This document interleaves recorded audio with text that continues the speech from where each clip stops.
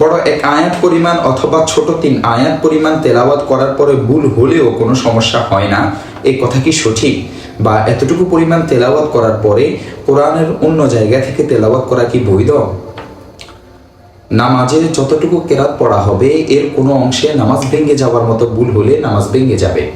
চাই ওই ভুল নামাজ হয়ে যায় এই পরিমাণ কেরাত পড়ার ভেতরে হোক বা পরে হোক, নামাজ হয়ে যায় এই পরিমাণ পড়ার পর ভুল হলে নামাজ ভাঙ্গে না, এই ধারণা ঠিক নয়। বরং ভুলের কারণে অর্থের চরমভাবে বিকৃতি ঘটে, যেমন কুফরি অর্থ হয়ে যায় বা কোরআনের একেবারে উল্টো অর্থ হয়ে যায়, এমন কিছু হলে সেক্ষেত্রে যে অংশেই হোক নামাজ ভেঙে যাবে।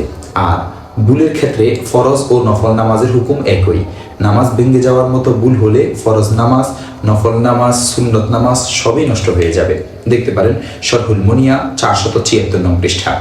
এক্ষেত্রে মনে মনে এটা ভেবে নেওয়া যে যা পড়েছি সব অশুদ্ধ পড়েছি, যাই হোক সব বাদ, এখন অন্য স্থান থেকে তেলাওয়াত পড়া শুরু করতেছি নতুনভাবে, এটিও ধর্তব্য হবে না। বরং ভুলের অংশ শুদ্ধ করে না পড়লে নামাজ ফাসেদ হয়ে যাবে, নষ্ট হয়ে যাবে।